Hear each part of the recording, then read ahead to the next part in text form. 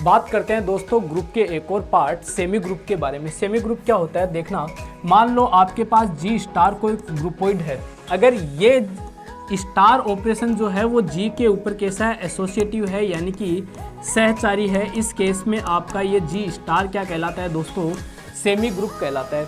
अर्थात इसके कोई भी 3 एलिमेंट आप उठाते हो ए बी सी और वो इस प्रकार से हैं, ठीक है, ये रिजल्ट और ये रिजल्ट आपस में बराबर है तो हम क्या कहते हैं कि स्टार ऑपरेशन जो है वो जी के ऊपर कैसा है, एसोसिएटिव है, सहचारी है। अगर भाई साहब इसी जी के अंदर अगर आइडेंटिटी भी विद्यमान है, एग्जिस्ट कर रहा है, ठीक है, अगर इसके अंदर आइडेंटिटी भी विद्यमान है, एग्जिस्ट कर रहा है, इस केस में ये क्या बन जाता है दोस्तों, मोनोइड बन जाता है।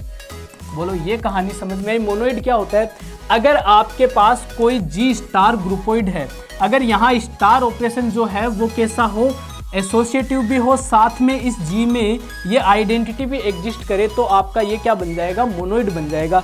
यानी कि आपके पास जी स्टार क्या है, कोई सेमी ग्रुप है, अगर इस सेमी ग्रुप के अंदर आइडेंटिटी एग्जिस्ट कर रहा है तो ये सेमी ग्रुप क्या बन जाता है, मोनोइड बन जाता है, ठीक है। आप इसको इस प्रकार भी कह सकते हो कि अगर आपके पास कोई ग्रुपोइड है, ठीक है, इस ग्रुपोइड में अगर आप लूप को डाल देते हो और इस लूप में आप सेमी ग्रुप को भी डाल देते हो तो उस केस में आपका क्या बन जाता है, मोनोइड बन जाता है, ठीक है। यानी कि लूप का मतलब आइडेंटिटी साथ में, मतलब कोई ग्रुपोइड सहचारी भी है और साथ ही उसमें आइडेंटिटी भी एग्जिस्ट करता है, तो वो ग्रुपोइड आपका क्या कहलाता है, मोनोइड कहलाता है। इसके साथ यही सारी प्रॉपर्टीज़ किसकी होती है, आपकी ग्रुप की होती है। अगली वीडियो में अपन ग्रुप के बारे में डिस्कस